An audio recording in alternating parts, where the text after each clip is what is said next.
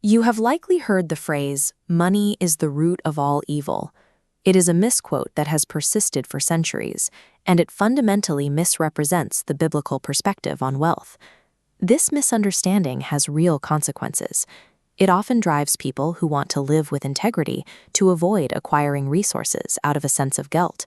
When those who value ethics step back from the economy, they create a vacuum. By refusing to build wealth, they effectively cede influence and the ability to help others to those who may not share their values. The actual biblical text addresses the condition of the human heart.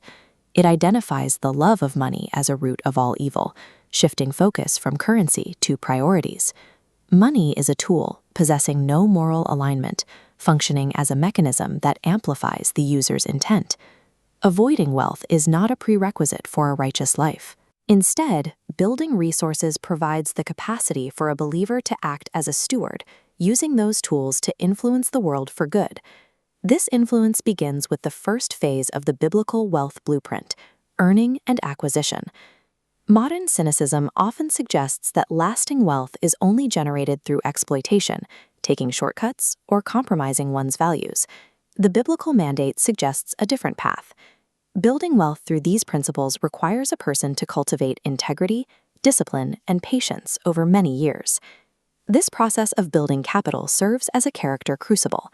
It tests a person's maturity and honesty long before they are ever called to deploy those resources on a larger scale. Once resources are acquired, the focus shifts to management. In a biblical context, this is handled through the principle of stewardship. Stewardship is the recognition that all resources ultimately belong to God, but are entrusted to an administrator to manage on his behalf. This role requires practical, diligent action, sticking to a budget, planning for the future, and avoiding the trap of unnecessary debt. The immediate goal of this management is to provide a stable, low-stress environment for your family and those who depend on you. Meticulous financial management provides the necessary foundation for taking ethical responsibility for your household. This leads to the final phase, deployment. This is the moment where managed wealth is mobilized for the benefit of others. Achieving financial stability removes the obstacles that typically prevent people from serving. When you are not overwhelmed by your own debts, you have the freedom to say yes to helping others. This readiness allows for immediate impact. It means having the margin to respond to local emergencies, support the poor, and fund community projects. On a larger scale, this allows ethical business owners and philanthropists to improve labor practices across entire industries while sustaining global ministries, hospitals, and schools. The logic of deployment is simple.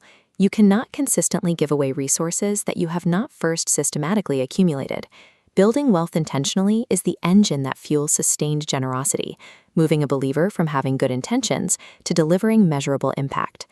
Eventually, the wealth you build will pass to someone else. This brings us to the difference between a simple inheritance and a true legacy. A legacy involves transferring wisdom, stewardship, and integrity to the next generation, alongside the financial capital. The Bible does not promise material wealth to every believer. This chart shows zero correlation between bank account size and depth of faith. The pursuit of wealth must remain secondary to the highest mandate, loving God and loving your neighbors. When kept in its proper place, money is a powerful tool for global good. It should be used to serve the world, but it should never be permitted to become your master.